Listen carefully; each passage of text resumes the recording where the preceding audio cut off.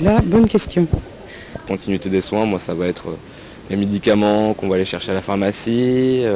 À partir du moment où une personne se présente pour une raison X à l'hôpital, qu'on la prenne en charge du début de son problème jusqu'à la fin, y compris les suites relativement longues qui peuvent découler de son problème. Le service après-vente. Cela veut dire une prise en charge de A à Z, du début de la maladie à la fin de la maladie ou à la fin de vie. Vous avez les médecins, vous avez les infirmiers, vous avez tout ce qui englobe le médical, le paramédical et les ambulanciers bien sûr. Il n'y a pas d'interruption entre les équipes de jour et les équipes de nuit en ce qui concerne les soins. Il semble que c'est dans le cadre du traitement d'une maladie qui pourrait être longue et qui nécessiterait des soins étalés dans le temps ou entre plusieurs hôpitaux ou plusieurs centres de santé différents. Également tout l'aspect, je pense, entre guillemets financier, donc l'aspect tiers payant, éventuellement avance de soins, etc.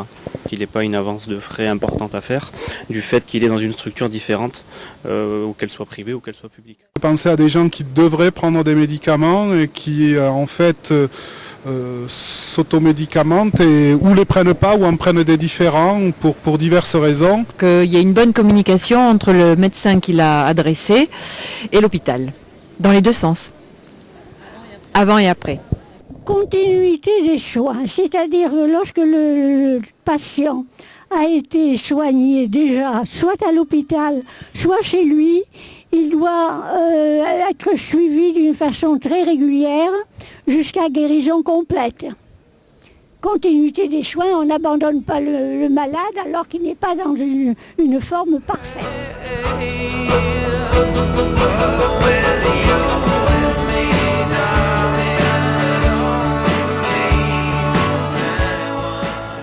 Oui, ça me paraît clair et cohérent. C'est trop abstrait. Oui, l'élément temporel est présent. Il y a une notion aussi de passer le ballon, si on peut dire, de passer le relais, de le passer, que les suivants, si vous voulez, soient en toute connaissance de cause, déjà préparés à ce qu'ils auront à faire avec la personne. C'est le mot se poursuivre qui est important. Se poursuivre jusqu'à guérison complète.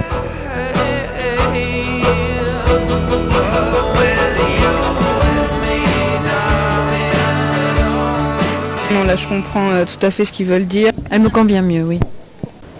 Oui, mais il parle comme un livre là, mais c'est pas comme ça que ça se réalise. Il y a une rupture absolue quand il y a un changement d'équipe. Elle met en évidence des points qui sont peut-être pas mis dans la première définition, comme par exemple éviter toute rupture dans le suivi du malade. Donc là l'idée qui est mise en avant c'est la coordination entre différents praticiens.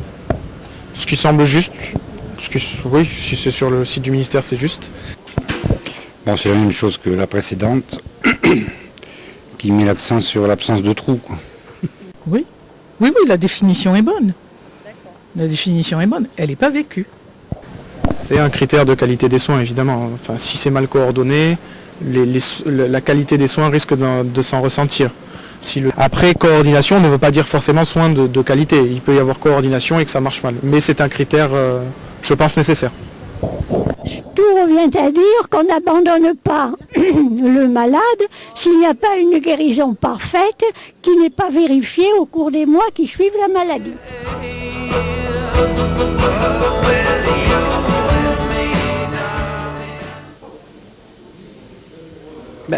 C'est déjà bien mis en œuvre. Je pense qu'il faut le mettre en place dès l'arrivée du patient, que ça doit être un accord fait avec l'équipe soignante et le patient lui-même.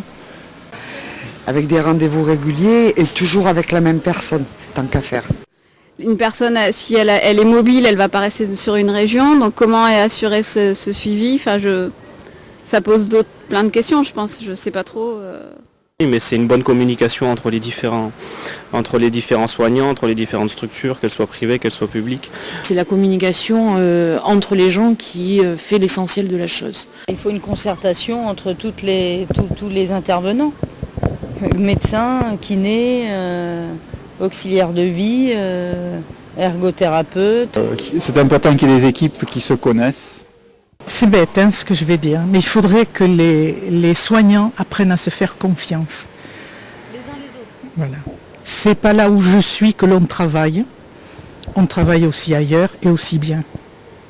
Mais bon, la médecine est faite aussi par des hommes qui n'ont pas que des qualités, ils ont aussi des défauts. Donc ça, quelque part, ça fait peur, le patient a peur. Et il rentre dans un monde inconnu. Donc qu'on réponde bien à ses attentes, ses questions, ses interrogations. C'est l'encadrement, en fait, le fait d'être assuré. Une lettre du médecin concernant son patient à son correspondant hospitalier, un contact, que ce soit par téléphone ou par internet, parce que maintenant, avec les mails, c'est facile, et puis le retour de l'hôpital vers le médecin, ça, pour moi, c'est capital. Et en retour, pas quand le patient est déjà sorti depuis un mois et demi. Chaque patient, une fois qu'il y a eu intervention ou séjour, devrait repartir avec un dossier et vraiment avec les précisions des actes qui ont été commis sur la personne et pas uniquement une lettre au médecin référent. Il y a un manque évident de structure à la sortie ou de l'hôpital ou de la clinique. Et ça, c'est dramatique.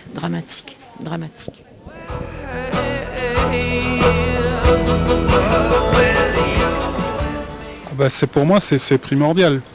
Enfin, honnêtement, je vois pas trop là le rôle qu'il pourrait avoir. Ce serait dommage de dire non, parce que ça voudrait dire qu'il est complètement passif et qu'il n'existe pas, mais il a une responsabilité.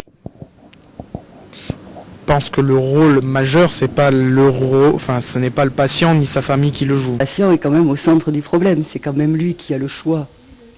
Dans le pays où nous vivons, on a quand même le choix encore d'aller voir les praticiens que l'on veut. Je pense qu'il a un mot à dire puisque ça le concerne directement à lui. Donc, La volonté du patient est toujours essentielle. Il y a des gens qui se laissent mourir, ils n'ont plus de volonté, c'est le laisser aller continuel.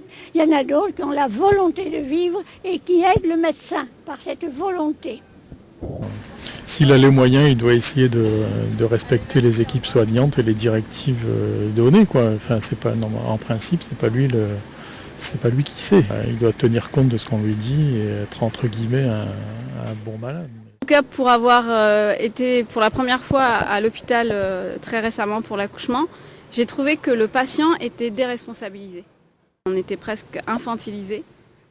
Et donc on nous demandait pas si on voulait pas, mais on devait. Donc dans ce processus de suivi, peut-être qu'il y a des fois, on devrait avoir la possibilité de dire j'ai pas envie que cet élément figure à mon dossier. Et oui, la famille doit être très vigilante et doit assumer à son rôle à jouer, oui. Non, mais il vous nettoie le linge, ils viennent vous voir. C'est très important de ne pas vous abandonner tout seul sur un lit d'hôpital. Vous amenez un livre, des cigarettes pour un fumeur. Je ne suis pas fumeur. Je pense que la famille a un bon rôle à jouer parce que les médecins font des choses avec le corps, mais la famille fait les choses avec la tête et le cœur. La famille, les proches, oui. Quand le patient n'est pas capable de transmettre l'information ou de la comprendre, il faut s'adresser à la famille. On a vu changer, par exemple, l'attitude vis-à-vis des parents d'enfants malades. Autrefois, ils étaient complètement laissés à la porte et on ne voulait surtout pas qu'ils s'en mêlent. Maintenant, ils font partie intégrante de la prise en charge de l'enfant. Et donc là, on a vu des changements.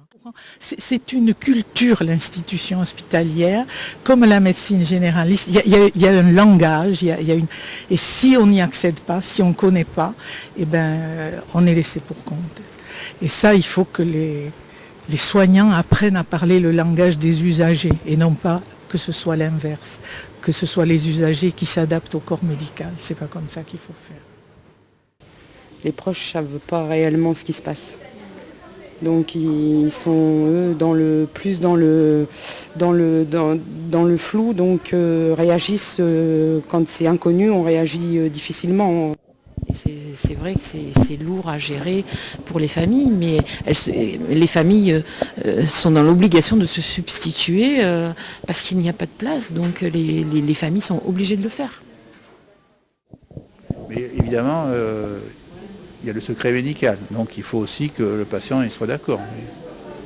Ça, c'est toujours cas d'espèce.